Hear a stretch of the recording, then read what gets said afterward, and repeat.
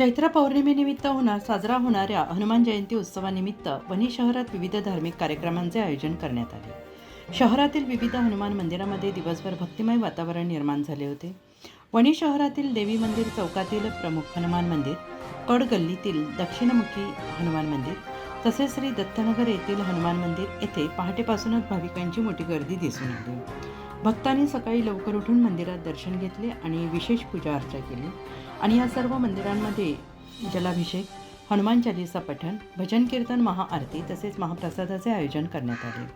अनेक ठिकाणी दिवसभर धार्मिक कार्यक्रम सुरू होते आणि भक्तांनी सिंदूर, तेल, फुले, नैवेद्य अर्पण करून श्री हनुमानाच्या चरणी प्रार्थना केली। संध्याकाळी महाआरतीच्या वेळी मंदिर परिसरात मोठ्या संख्येनं भाविकांनी उपस्थिती लावली।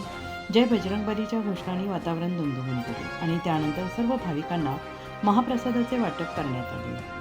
हनुमान जयंती हा भगवान हनुमान यांच्या जन्मोत्सवाचा उत्सव असून या दिवशी भक्ती, शक्ती आणि संकटमोचन यांचे स्मरण केले जाते। या दिवशी पूजा, भजन, दान आणि सेवा केल्याने भय आणि संकटापासून मुक्ती मिळते अशी धार्मिक श्रद्धा आहे। एकूणच वणी शहरात हनुमान जयंती उत्सवात आणि उत्साह भक्तिभावाने साजरी करण्यात आली। प्रमाणे जन्मोत्सव साजरा करतो आपण।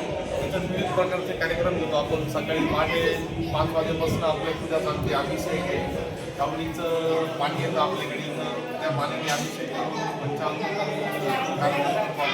त्यानंतर आपला महाप्रसाद असतो। महाप्रसादामध्ये आपण दरवर्षीप्रमाणे खिचडी भात असतो, त्याच्यानंतर मटका आहे आणि बुंदी पॅकिंग केलेली आहे। आपण पॅकिंग केले सर्व भक्तांना आपण इथं आल्यानंतर, दर्शन झाल्यानंतर सर्वांना महाप्रसादाचा लाभ देतो दरवर्षीप्रमाणे।